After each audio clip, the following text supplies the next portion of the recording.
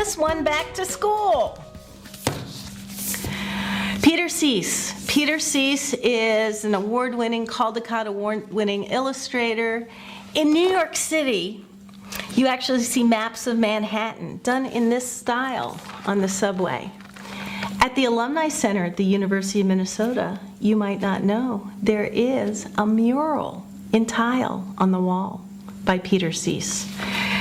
We have some of his art in our collection, but we also are gifted with this brand new biography of the author of The Little Prince. The Pilot and The Little Prince, illustrated and written by Peter Cease.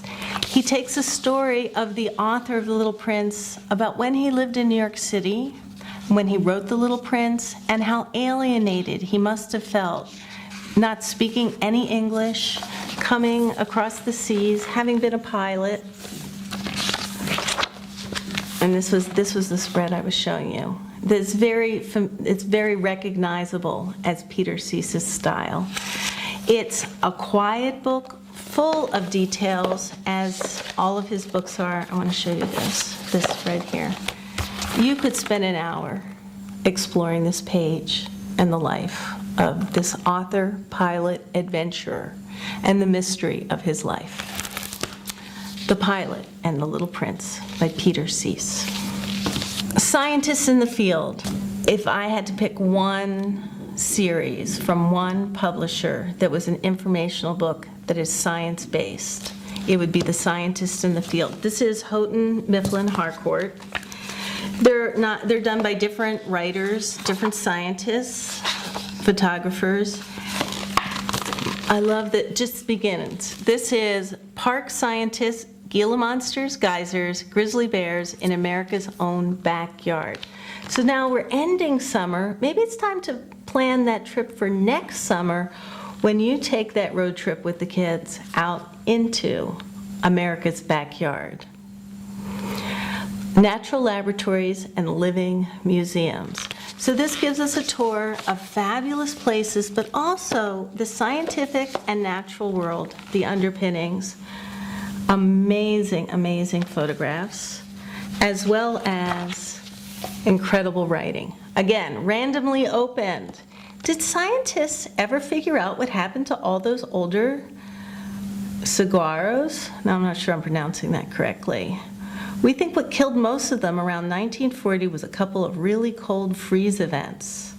They're mostly water, and long freezes burst their tissues, the way a soda explodes in the freezer. Severe cold snaps, not diseases, had killed the large cacti. Stephen Biesty. You have anyone who's interested in building or Legos, he's your man. We enter into his world. We start thinking about the engineer's mind, the architecture. Why are certain buildings built a certain way? This is a tour around the world. Here we are at the Forbidden City. So this is the story of buildings. Again, you might have noticed I love a spread with lots and lots of details.